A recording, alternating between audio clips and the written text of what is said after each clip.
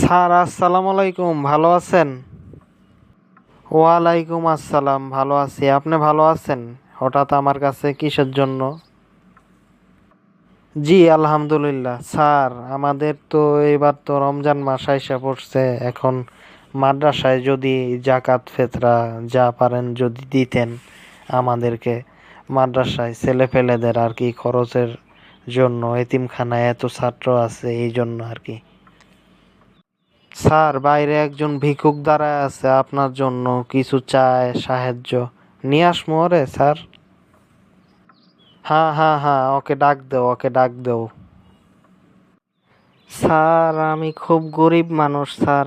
আমার বাসায় দুইটা ছেলে আছে, একটা মাদ্রাসায় পড়ে আর একটা স্কুলে পড়ে স্যার। আমি কোনো রকম চলি এইভাবে, আমার হাত পা অবশ, চিকিৎসা চলতেছে, আমি কাজ করতে পারি না, আমার বল নাই শরীরে। স্যার যদি যদি কিছু সাহায্য করতেন স্যার। হুজুর এখন আমি কি করবো? এখানে তো দুইজন আসছে, একজন মাদ্রাসার জন্য জাকাত ফেতরা চাইতে, আর একজন তো গরিব, না দিলেও হয় না। এখন আমি কারে দিমু বলেন? দুইজন আসছে, দুইজনের ভিতরে কারে দেওয়া উত্তম হইব? আপনি বরং ওই গরিব ব্যক্তিটাকেই দেন, কারণ ওই গরিব ব্যক্তির বিকল্প কোনো সোর্স নাই চাওয়ার, হয়তো আপনার কাছেই আসছে, তাই না? আর তাছাড়াও একটা ভিক্ষুক, আমরা হয়তো ভিক্ষুকদেরকে ভিক্ষা দেই, কিন্তু ভিক্ষুকরা ভিক্ষা করে মূলত দারিদ্রতার কারণে, কিন্তু এদেরই বেশি জাকাতের হক।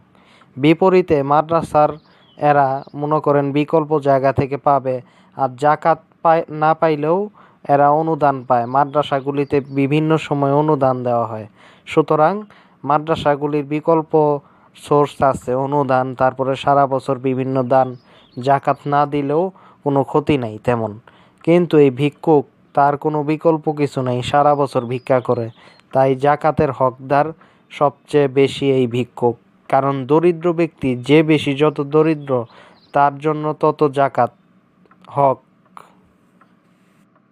বাহ হুজুর, আপনার মতো আলেমরা থাকলেই সমাজটা আসলেই বদলে যেত, গরিব মানুষের কষ্ট থাকতো না। মাদ্রাসা আপনি চাইলে বলতে পারতেন যে মাদ্রাসায় দেন, আপনিও তো একজন হুজুর, কিন্তু আপনি সেটা বললেন না, দরিদ্রের পক্ষে বললেন।